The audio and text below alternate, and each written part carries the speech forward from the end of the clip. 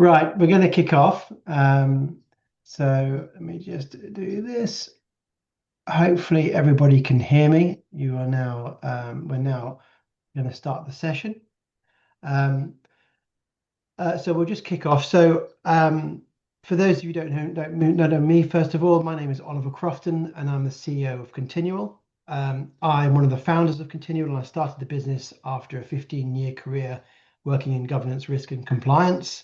And I started the business because I wanted to build a straightforward tool that was different from some of the complex and often poor user experience of the legacy systems that I'd used, and also to leverage some of the digital advancements that were arising specifically around AI, but recognizing that AI is most effective when used to complement workflows rather than try to automate things.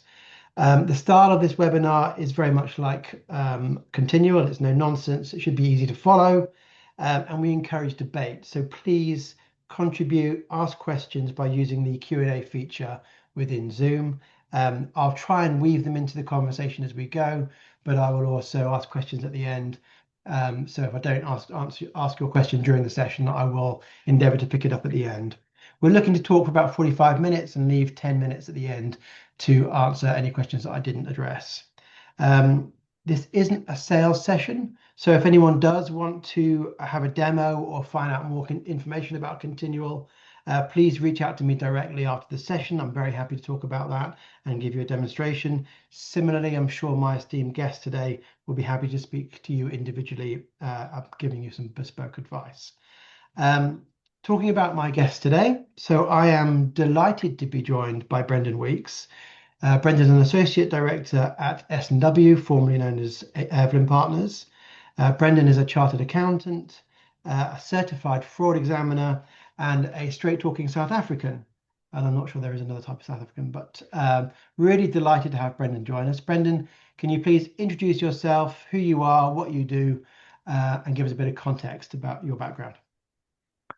Sure. So firstly, apologies for the lack of South African accent. There is a sort of an inflection every now and again, but I'm not. I have been here for a long time and lived on Monty Python as a youth, so sort of adopted the more English anglicized inflections. Yeah, I'm sort of a forensic accountant, which basically means contentious accounting. So where there's litigation or where there is a dispute, that's kind of where we get involved. And got involved in fraud sort of nearly 20 years ago. And that sort of stemmed from the interest in the SFO, the equivalent in South Africa.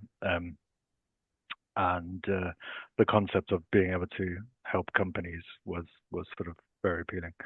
A little bit about S&W. We're a firm of accountants and consultants, and we cover everything from sort of audit and tax and advisory work, mergers and acquisitions. And I sit in a team of about 60 odd forensic accountants doing various different types of sort of contentious accounting work. Yeah, and then I've got a whole lot of sort of extracurricular stuff which helps me keep on top of where everything is going. So I attended a talk, for example, at the fraud advisory panel last week, which was had a guest lecture by Nick Fgrave, the director of the SFO, who spoke about what he plans to do. So I do my best to try and keep in touch with what's happening in the sort of global sense on that as well. Great. Thanks for having me, Oliver. Oh, pleasure, Brendan. Thank you for joining us. So the title of the session is When the Alarm Sounds, Navigating Fraud Risk from First Report to Resolution. Now, that's obviously a lot of topic to cover, but what we want to try and talk about today, the style will be I'll ask you questions, and then I will probe and ask you to expand upon specific things that you mention. We're looking for practical insights today that we can take away and apply to our businesses. Most people on this session, as I said, I think we're nudging 100 people that are joining us today. There will probably be a collective responsibility for those people from a compliance, governance, and risk perspective, in excess of 1 million employees, if not a lot more.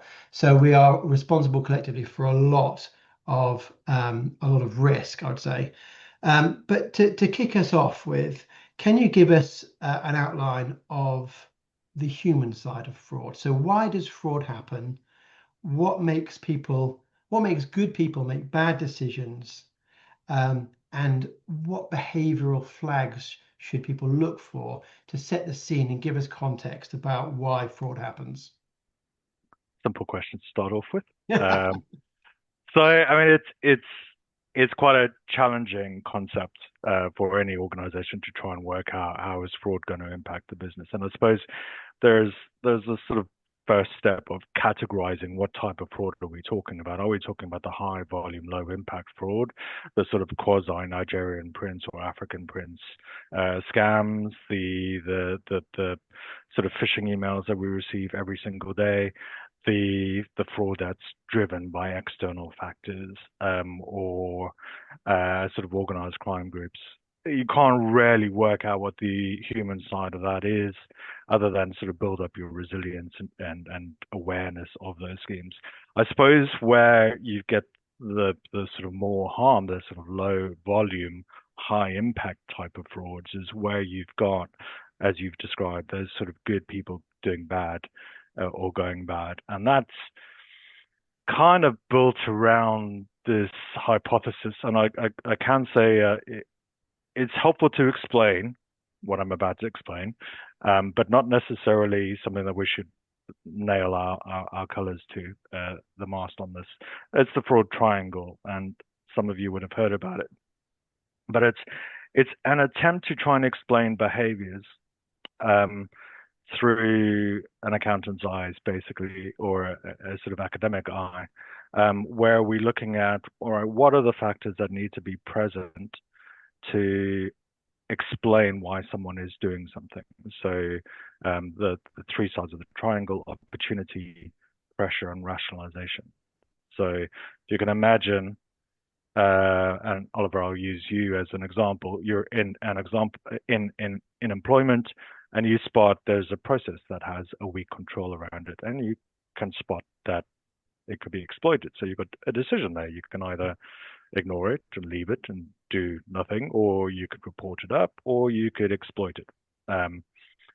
What drives you to exploit it would be pressure. So you might have kids, they need to go to university. You don't want them to get saddled with debt, so you say, well, I'm going to just take a little bit of money in order to kind of satisfy my own sort of internal pressures or alleviate those pressures.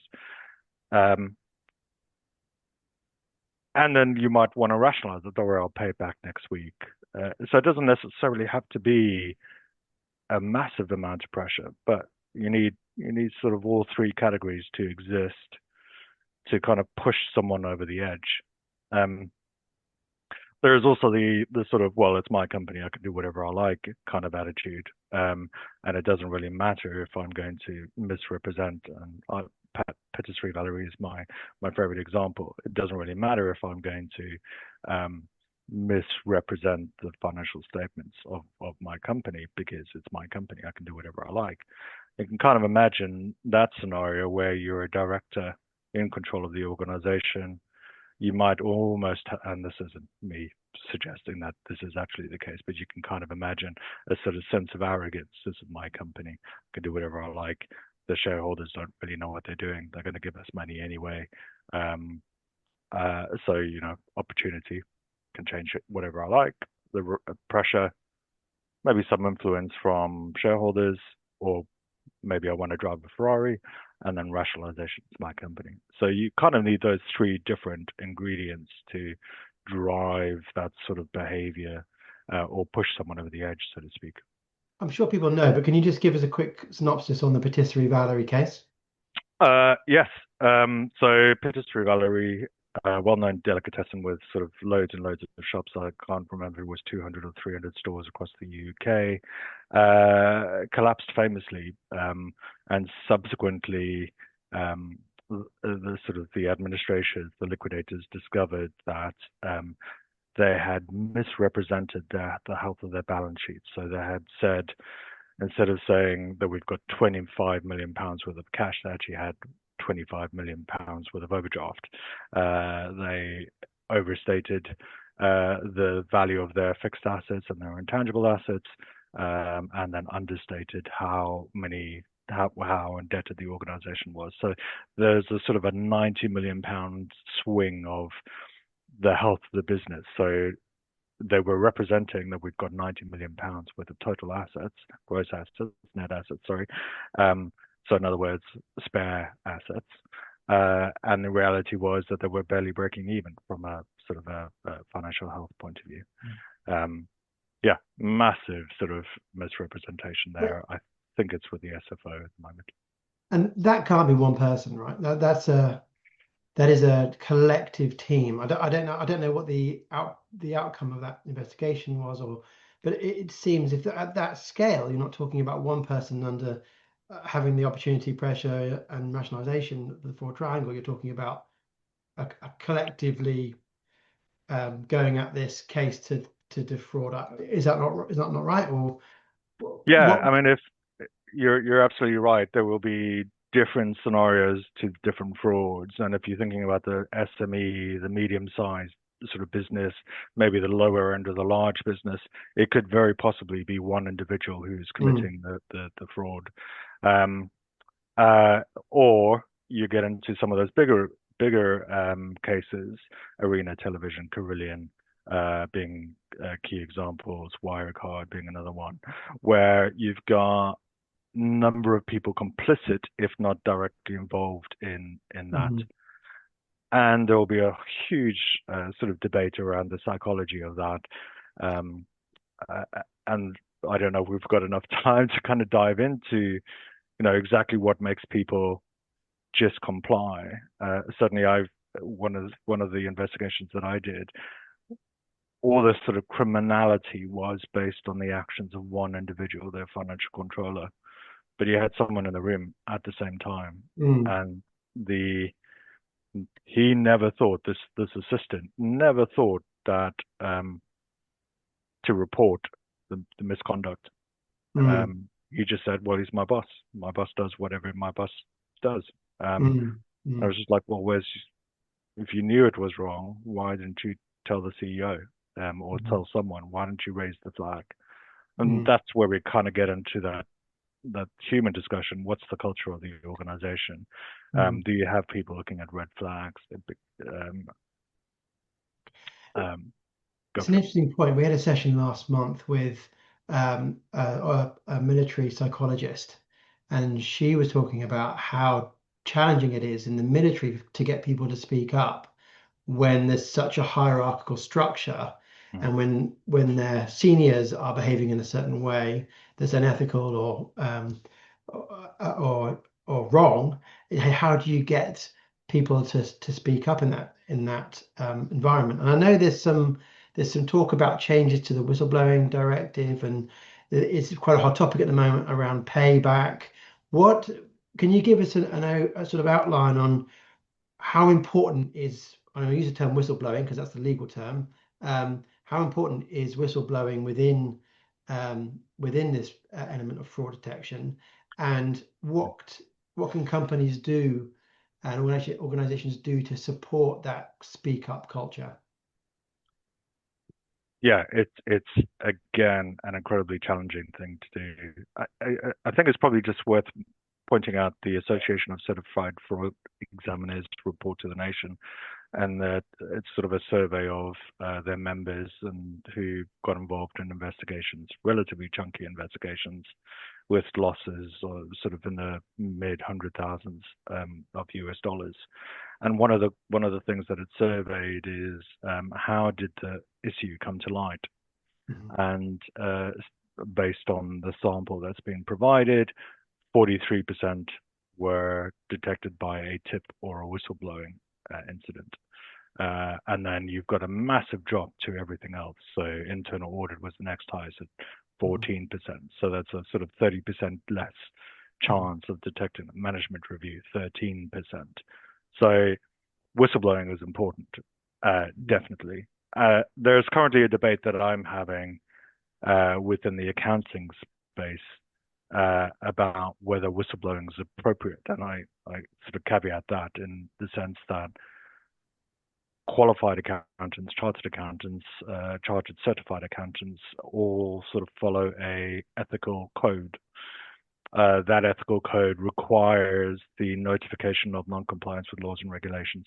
Mm-hmm. Um, so there is an ethical duty on accountants not to whistleblow, but to resolve the issue, or see that the issue is being resolved by your client. So I've spotted a fraud in a company.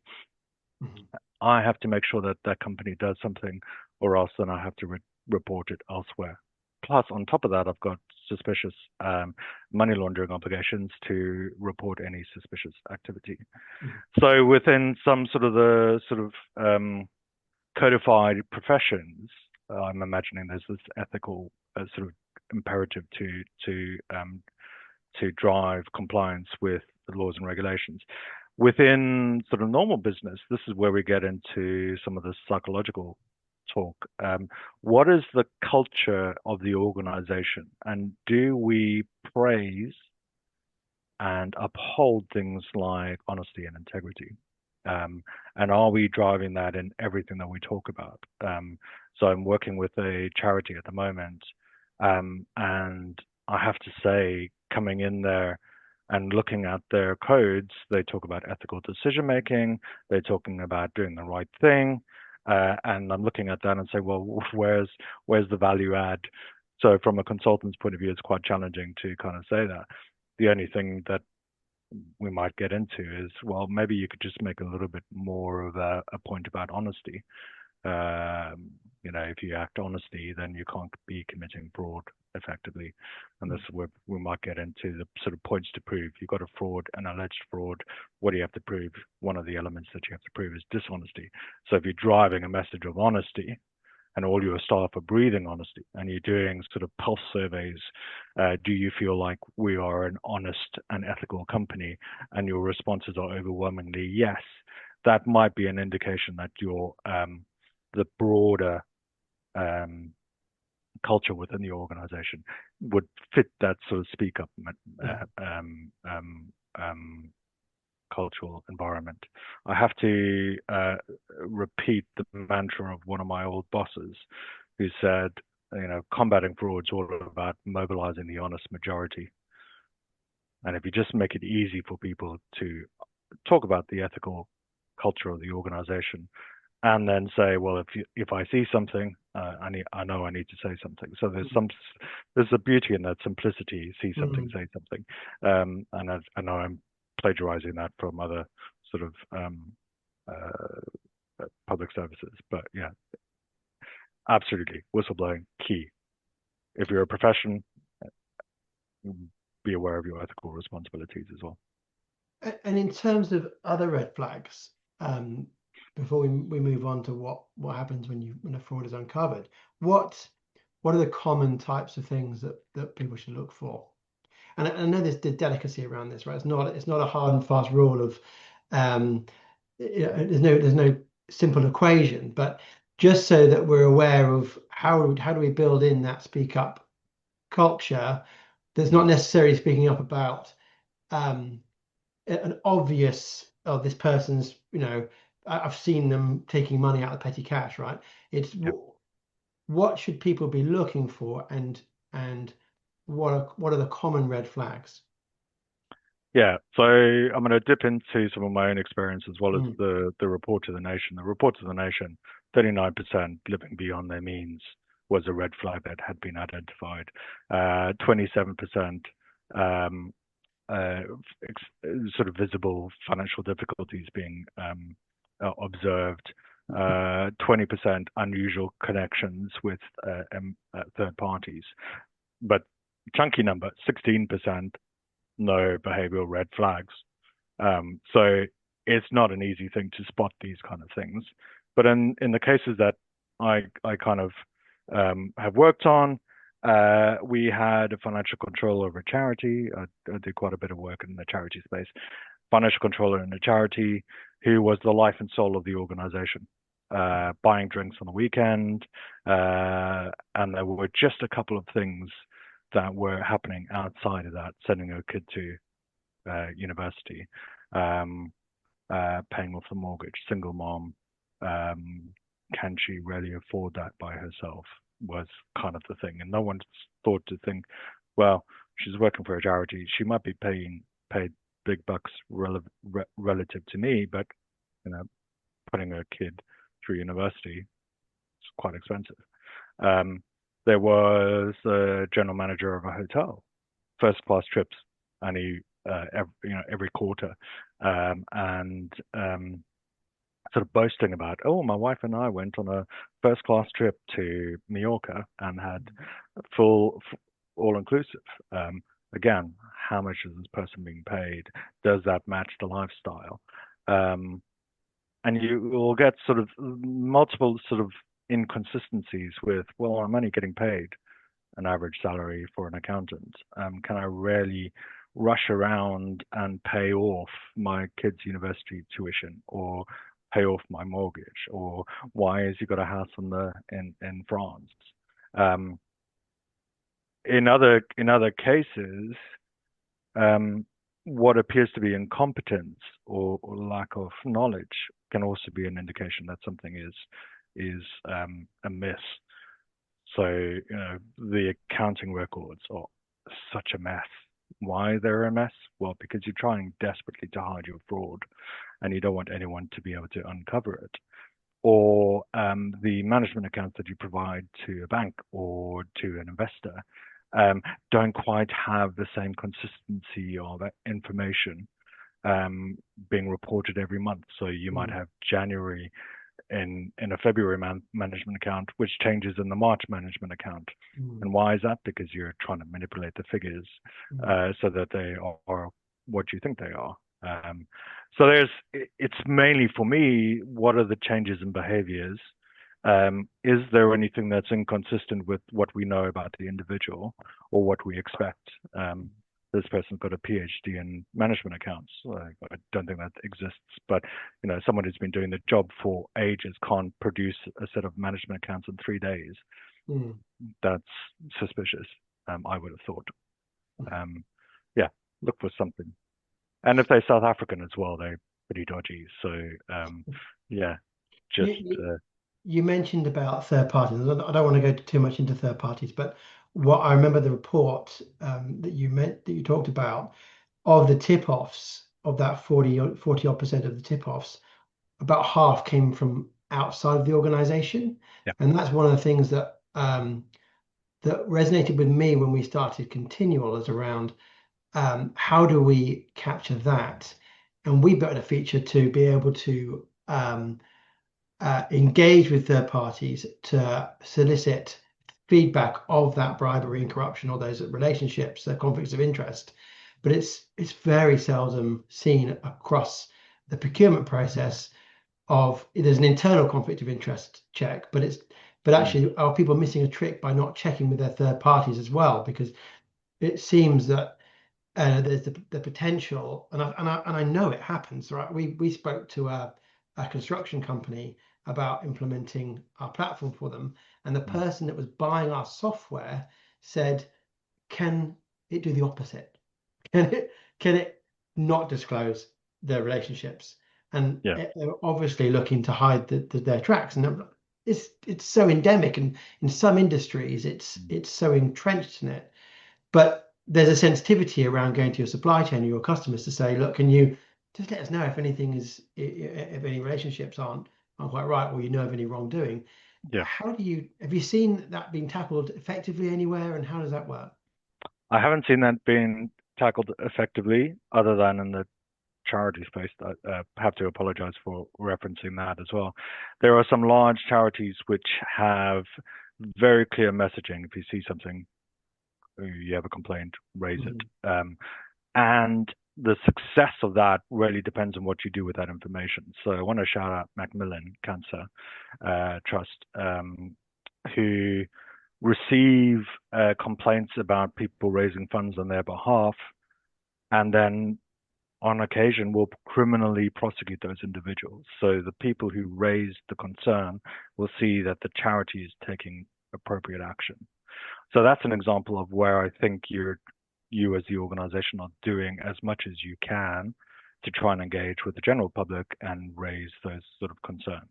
The situation that you just kind of mentioned, where you've got more established relationships between the organization and third parties, that is becoming more and more applicable to scrutiny. I know we didn't want to really focus on the Economic Crime and Corporate Transparency Act, but part of the sort of failure to prevent is someone in my supply chain doing something on my behalf.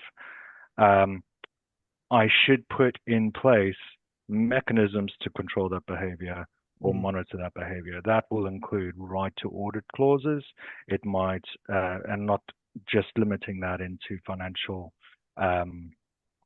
audits, but sort of conduct audits as well. You probably want to think about ensuring that they assert that they are adopting a appropriate sort of compliance regime, conduct regime, ethical standards. You've got the risk of things like modern slavery, ESG declarations, there's failure to prevent fraud, all of this which can hold the organization culpable for that. If you mess up as the organization that's engaging with these people, you're potentially criminally liable. So I think we're going to be moving from a position where actually we don't need to worry about what our suppliers are doing or our customers or this very important third party. We're moving to a position where it's actually, I need to take control of this and I'm going to explain it. And then maybe that will eliminate the sort of bad third parties. But that then requires the organization itself to have a moral, ethical decision-making process. And yeah. I'd like to move on to the moment of disclosure. So what happens next? How do you effectively triage a reported risk ethically and legally? And I'd like you to talk about the initial steps, protecting the evidence, looking at confidentiality, because these things are very sensitive, right? If someone has the bravery to speak up or something is identified, you can shatter very legitimate, good relationships where there's no wrongdoing very easily. I mean, as soon as someone's accused of something they haven't done, it's almost as damaging as finding something that they have done, right? In some respects. Yeah. So could you just talk us through what happens? What should we do if there's some wrongdoing that's been identified? Sure. I'm a massive advocate for a response plan, a fraud response plan. The reason for that is you're making crisis decisions before a crisis takes place.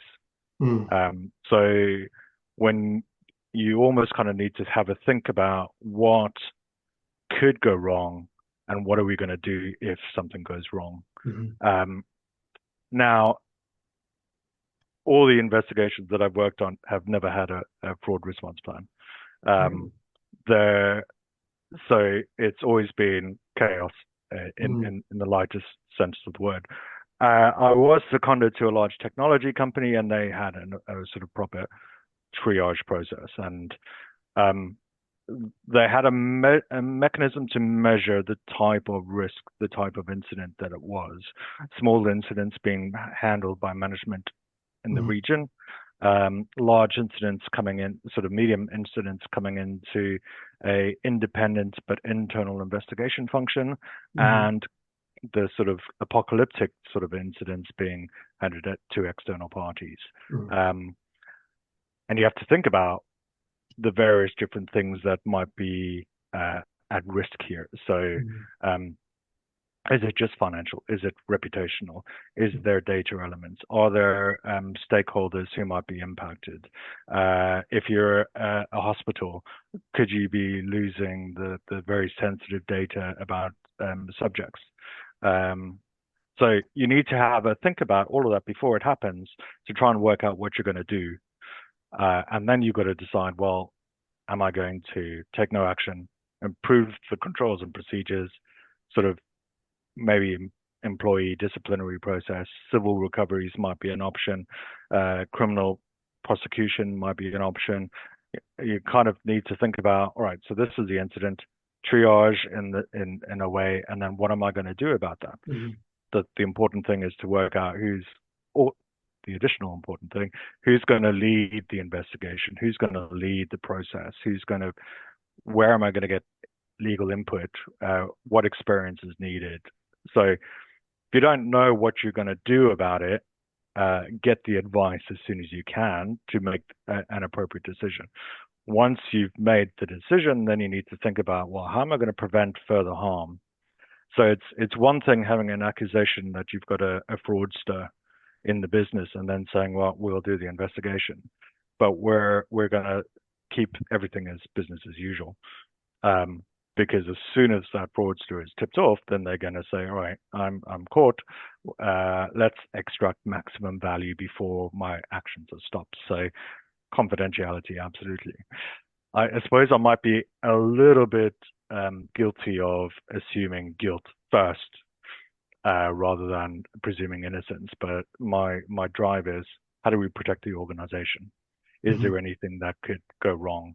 So cash, assets, data, need to think about that. Is there any sort of other harm that could be done? Does the subject have access to bank accounts? Is there a risk of reputational harm? Is this covered by insurance? If it's covered by insurance, do I need to be speaking to the insurers now? Um, where is the data? So the triage process will have an initial hypothesis of what's happened. Oliver's taken money from the petty cash and kicked a puppy. What information do I need to uh, escalate the information that's required based on my decisions? So if my decision is don't take any action because Oliver's great, then that's my investigation plan. But if it's pursue maximum sanctions in the criminal and civil regimes, then I need to start thinking about, well, actually, how am I going to conduct the investigation? Mhm. Am I going to have decision logs? Am I going to have custody logs? Am I going to be preparing at the end of the day a report for the insurance company, or am I going to be preparing witness statements with producing evidence? Um, and all of that is kind of key just to begin the investigation. And then you have to be thinking about attacks as well, because Just on that planning point, who should be involved in that? Because there's there's a debate around what is a minor infraction or a no action taken, and then is not necessarily right for everybody in the organization. Sadly, the reality is yeah, I saw a case with a hedge fund where somebody had stolen millions of pounds, but the firm didn't want to take any action because that person was generating billions, hundreds of yeah, millions, whatever the multiple was. So it was almost, oh, let's just suck it up. They did wrong. But if that had been somebody that was on a 50 grand salary that did that, yeah, obviously the order of magnitude would have been different. So there's there's there's nuanced difference even within what is deemed as a major infraction or a minor. Who should be making those decisions? Who should be involved in that planning process outside of a crisis? And I think that's a great tip, yeah, because making decisions in a crisis when there's so much emotion yeah. involved at that point in time is often not the best way. In fact, definitely not the best way. So who should be involved in that response plan? Well, just bear in mind that I'm coming from a stick perspective. Mhm. And just another sort of example, when I was seconded to that technology company, they didn't employ criminals, they employed people who breached policy. And again, if you were a regional sales manager who was meeting your targets, you might get a slap on the wrist, Mm. exactly what you said, because it wasn't in the interest to kind of scupper the organization's um, own success. That being said, coming from the sort of ethical stick up the posterior kind of perspective, I'm immediately thinking money laundering and proceeds of crime. And if you've if you as an organization are benefiting from this criminality or are party to this criminality or have some sort of involvement or oversight and you don't take the appropriate action, that's legal issues. And so I kind of think you need to have compliance and legal in the room making those decisions, because their vested interest is to protect the business, right? And they will be able to look at the sales guys and say, well, he's our best salesperson. We are going to turn a blind eye to this. The legal people will be able to turn around and say, well, actually, this is all the exposure of harm that you are opening us up to. And the compliance people will say, these are all the controls and procedures that you are asking us to ignore. And this is the message that you're saying to the rest of the organization. You're undermining your culture. You're undermining the ethical decision-making process that we've tried to adopt and embed. It cannot be the case that it's all right for some and not okay for others. And with ACTA, the Economic Crime and Corporate Transparency Act, failure to prevent bribery, failure to prevent the facilitation of tax evasion, all of these things are indications that we're moving to a more compliant behavioral self-regime in the UK. I have to say, if you're managing a hedge fund, you're probably going to be regulated by the FCA, and the FCA will have a very specific opinion on whether that should be tolerated, that sort of behavior.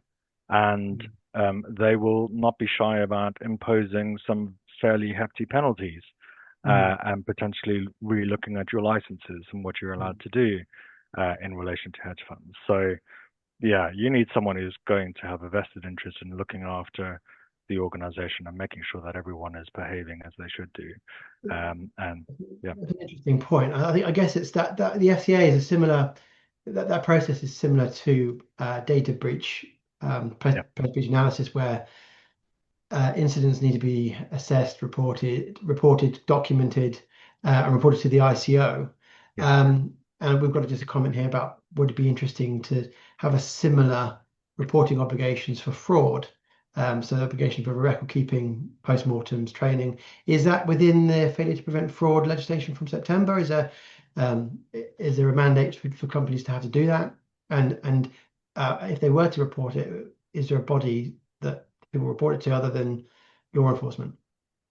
The kind of gets quite interesting now, because there's a nuance between Section 196, which is holding the directors and senior management accountable for any actions that is undertaken in the apparent sort of scope of their duties, and then Section 199, which looks at everyone else who's not senior management, who's doing something on behalf of. So you can imagine a scenario, and this is my favorite example. If you are farming cocoa beans through modern slavery, at what point does those cocoa beans become a proceed of crime? And you can imagine that being way down in your supply chain. But you have sort of initiated this.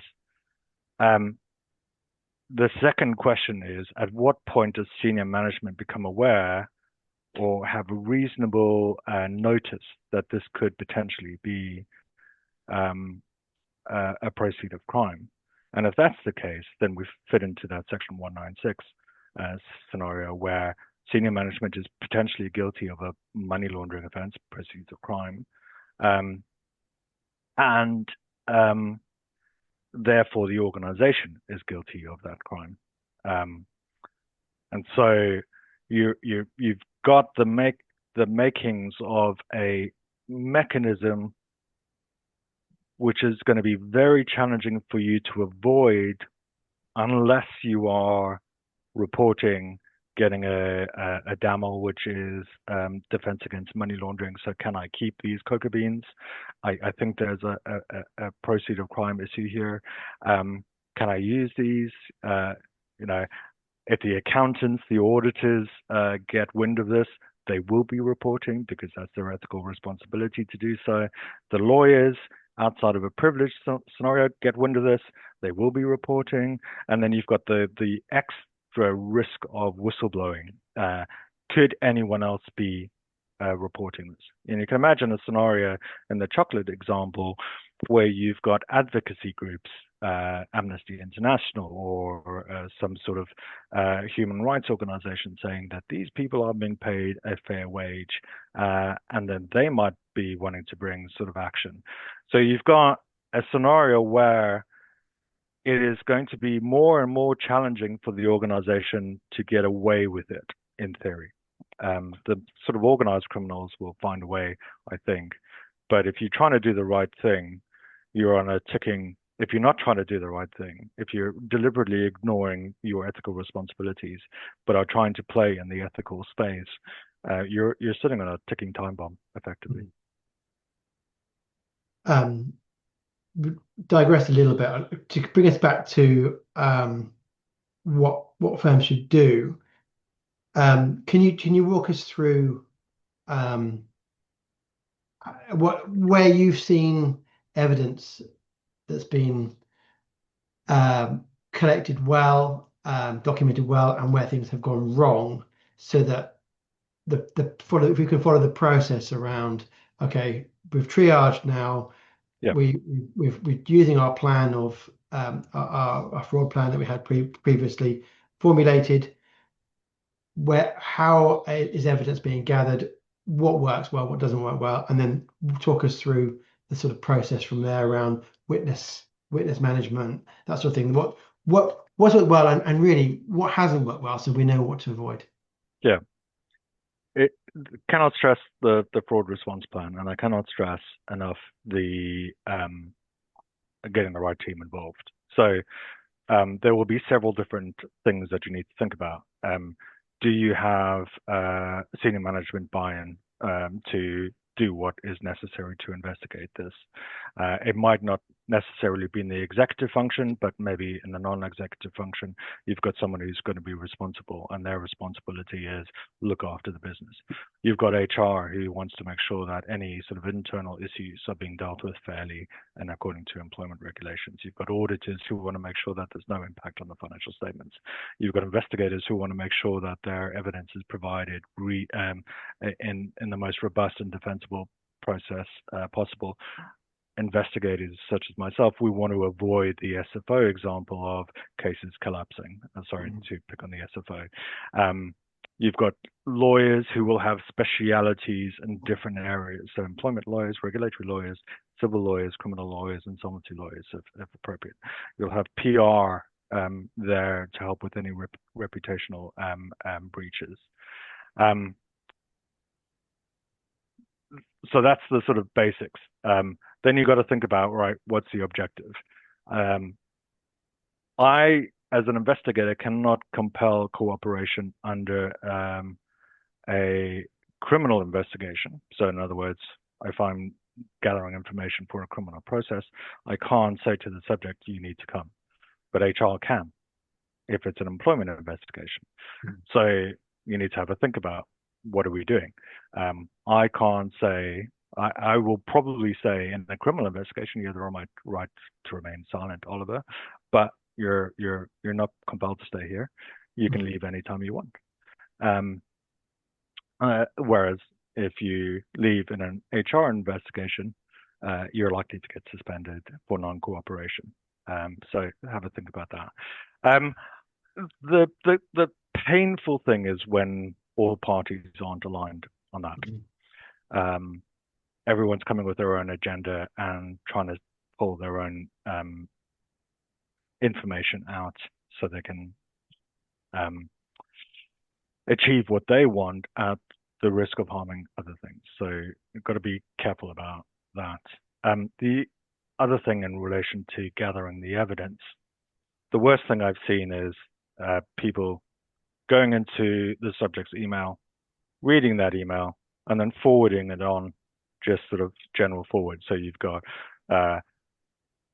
nosy HR or nosy manager forwarding the email to their own inbox and then saying, look what I found.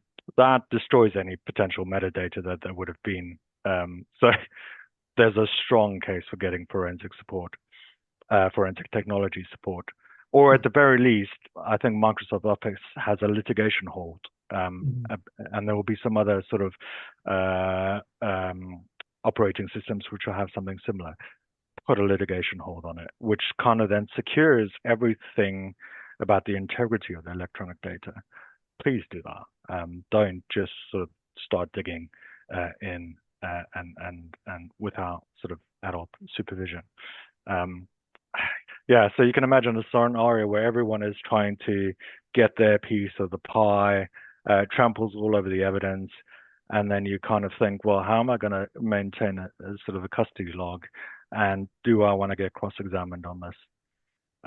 Because ultimately, the person who's pulling this all together potentially is going to get cross-examined, and you could say, well, how many hands did this email cross before it got to you? And can you say with certainty that that this email wasn't tampered with? And I have to be honest. Like, no, I can't, because it's got 15 different fingerprints all over it. Yeah, Yeah, yeah. it's not an We easy thing to do. we weren't going to. Well, we're not going to go into too much detail about the new failure to prevent offence, to prevent fraud offence, but obviously it's coming down the pipe in beginning of September, and it does frame a problem that the government's trying to address about how rife fraud is, and putting the onus on organisations to help self-govern, manage, and self-police the issue of fraud by putting liability at directors in the organisations which fraud is committed, right? Can you talk us through what the offence means for the mid to large market organisations? What it means to build, because we talk about in the regulation, it talks about building a defensible position, what that actually means, and what we need to do from a cultural shift perspective in order to be ready from September. Can you just give us, and I'm conscious of time, but give us a summary? And I know you've talked extensively about this. I'm sure some of your talks are online, but can you give us an overview of what ECTA, the changes within ECTA mean for organisations? Sure. Would be great to hear your thoughts on that. So the failure to prevent is effectively aiming at organizations who are allowing conduct which might be criminal in nature to benefit the organization. So this is a sort of a major change from what we've just been speaking about, where fraud is targeting the organization.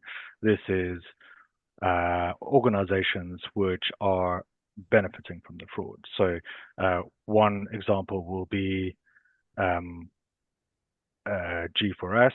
They entered into a deferred prosecution agreement, sort of admitting all these facts, where they misrepresented the profits that they were making on a contract with the Ministry of Justice. So that misrepresentation is arguably a fraud. The benefit is they're hiding the profits that they're making. They are avoiding a rebate that they would have had to pay. The government is the victim. That's the kind of behavior that the failure to prevent is trying to aim at. The sort of more trite example is, you're buying a car from a car dealer who says this is the best car since sliced bread. It's fantastic. Meanwhile, he's turned back the clock.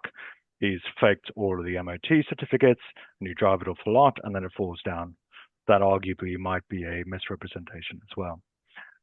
So again, it's not protecting the organization itself from fraud, but it's protecting everyone else outside of the organization from fraud committed on its behalf. So that's a major sea change. The key thing is document your fraud risk assessment, have a fraud risk assessment, identify your associates, and then really think about your culture. And this is the kind of thing going back to the beginning where I referred to honesty as one of the sort of key pivotal things. If I'm trying to prove a criminal offense, I'm looking at the components of that criminal offense. So misrepresentation, dishonest misrepresentation, for the purpose of causing a gain or causing a loss, would be the sort of Brendan lay description of what the criminal offence of fraud by misrepresentation is, dishonesty being one of the key things. If you're able to demonstrate as an organization that honesty is part of your cultural zeitgeist, you live and preach honesty, then you're well on your way to kind of demonstrating that you've got the controls and procedures in place. You've got that tone from the top. You've got top-level commitment, communication, training, all of that kind of thing, which takes you a very long way down the sort of protecting the organization from bad apples within the organization committing fraud on its behalf. And I'll try to squeeze that in as short a space of time. I'm impressed. I'm impressed. Right, I haven't been able to weave in some of these questions, so I'm going to do a quick fire with you, Brendan, if that's all right. Yes, go for it. The questions that have been asked. I've done most of them, but I think there's a few that I wasn't able to go through. So, first of all, you mentioned the fraud triangle. I wondered if you'd thought about if the integrity triangle was a good way to logically explain how companies can reduce risk of fraud, or is it missing some key areas? So what is the integrity triangle, and is it a good way to explain how companies can reduce the risk of fraud? That's an excellent question, mainly because I don't know what the integrity triangle is. I will Google it and maybe answer it later. The thing that I think about that's quite interesting in terms of the fraud triangle is it is mentioned in the government guidance. And it's suggested as a tool to try and identify behavior. Personal opinion, I don't think it's necessary to try and identify behavior. I think you can be quite simple about it. Salesperson is speaking to X. What could they possibly say that's wrong, and what controls are in process to prevent that? So are they talking about the quality of the product that's being sold? Are they talking about the price of the product? Are they talking about the delivery dates? What maybe the use of that? And then you think about what controls are in place to prevent that. So yeah, I'll definitely have to look at the integrity triangle. The fraud triangle is just one of many theories. There's a fraud diamond as well. And there's some other sort of hypotheses that have been put forward. Brilliant. There's a couple of questions about third-party due diligence. So, yeah, to try and summarize these in succinctly in one or two questions. So, what is the level of due diligence needed on your supply chain? So, if you set policies for your suppliers to sign, are you meant to audit them or visit them to confirm their practices? What's the level of engagement you should have with your suppliers in terms of managing the due diligence you do around them? Well, I think a risk-based approach is appropriate. So you're thinking about the supplier who puts water bottles in your office. What is the likelihood that they could be doing something wrong that's going to have a material impact or a significant impact on the organization? So you think about the likelihood, you think about the impact, and then you decide on what you want to do with that. So water cooler suppliers, unlikely to have a significant issue. But if you've got an agent in a foreign part of the world who's contributing 10% of your revenue, your global revenue, then that requires a high degree of controls and procedures. Now, it's difficult to answer that question because each organization will have their own risk appetite and they will have their own views on what to do in relation to that risk. Should they tolerate it? Should they treat it? Should terminate it? Transfer it to somewhere else? So transferring might be, all right, we're going to incorporate our Middle Eastern operations, my foreign operations in a different company. So we don't necessarily have the legal exposure that we might have had if it was our UK business. But it needs to have a thought out process, thinking about what's the worst that could happen, and then what are reasonable controls in place to address that.